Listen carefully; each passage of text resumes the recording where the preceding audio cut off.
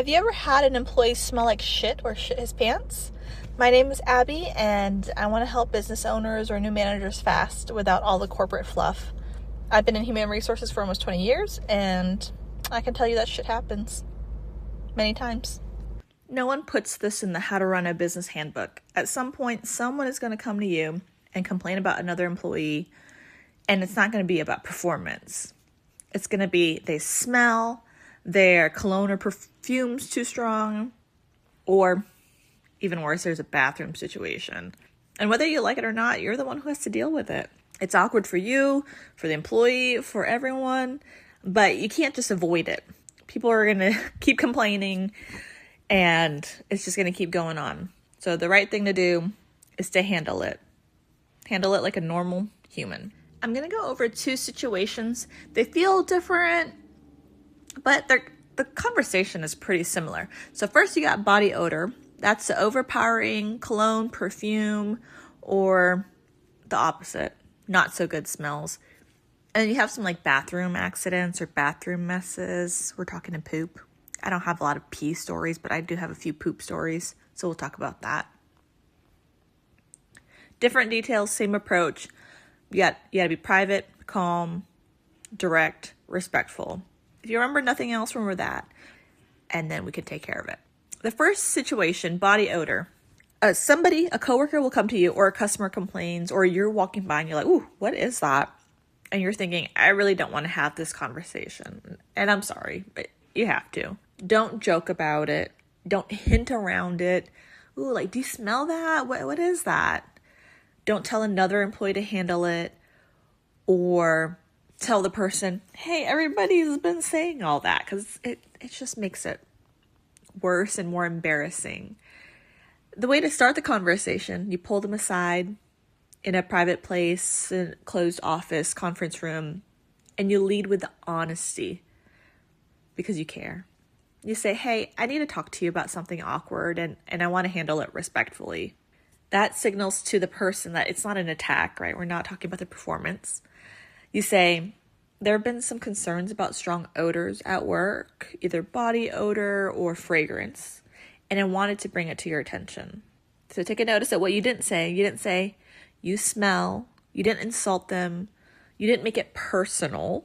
You're really keeping it straight to the point, factual, neutral. Then you follow up with the expectation.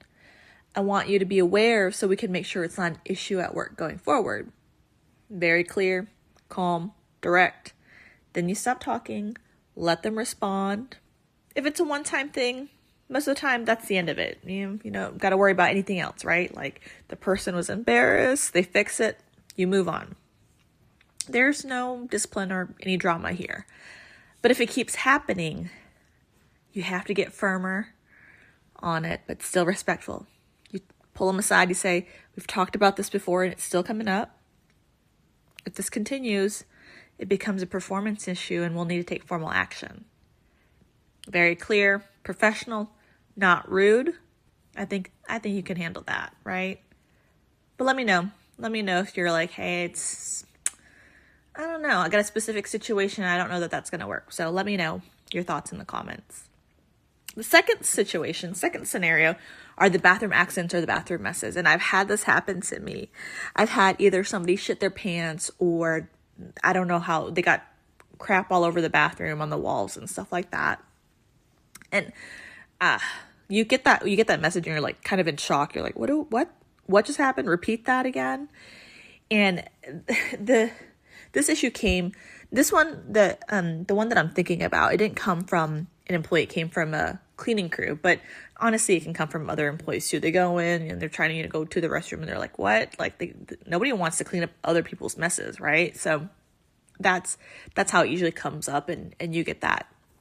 You get pulled into it. So the first rule is assume embarrassment, not intent. Like I don't know many people, any reasonable people that go in to make a mess in the bathroom. So there might have been a situation that was not intentional. Nobody wants that to happen. So don't treat it like they did it on purpose. What not to do. So don't announce it. Don't joke about it. Don't ask coworkers to clean it up or talk about it with anyone else. Even if people already notice, you don't need to add to the embarrassment. And another thing too, this is assuming that you know who the person is. So that's one thing too. There's like witnesses and people that observed it. If you don't know, if you don't know who the person is, you go about it a different way. To address it, again, similar to the other conversation about the strong odors, you pull them aside privately and you say, hey, I need to talk to you about something uncomfortable and I want to handle it respectfully. Then you say, there was a bathroom situation earlier that we need to address. Then you let them process it, frame it the right way. You say, I know this is awkward. I'm not here to embarrass you. My concern is cleanliness and safety at work. This is you addressing the issue without shaming that person. And then you set a clear expectation.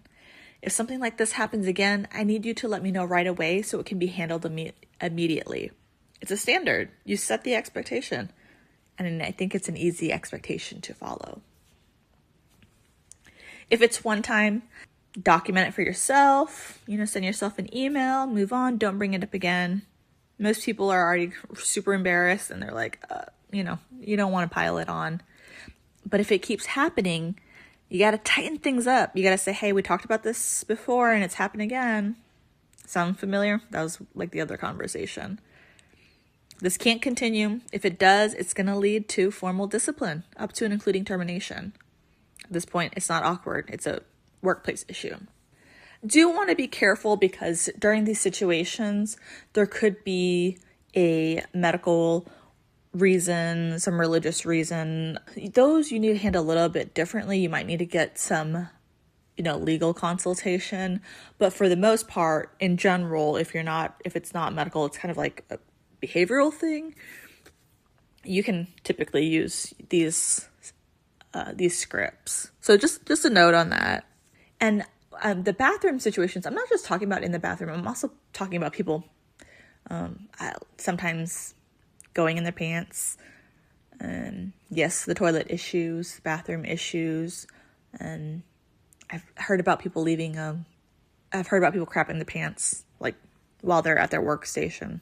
That happens. So I just wanted to give a little bit of clarity on like what I'm talking about. So nobody starts a business excited to talk about smells or bathroom accidents, right? Like that's probably not the business that you're in unless you are in, waste management or something like that. But managing it means handling uncomfortable stuff like an adult. I know sometimes managing sucks, especially those awkward parts, but ignoring them makes them suck more. It leads to people just complaining, right? And like avoiding people. And sometimes it's not that person with the odor or bathroom problem's fault, like if they're not aware. So you want to make them aware. You're trying to help them out. I know in some cases their managers have offered to help with like deodorant.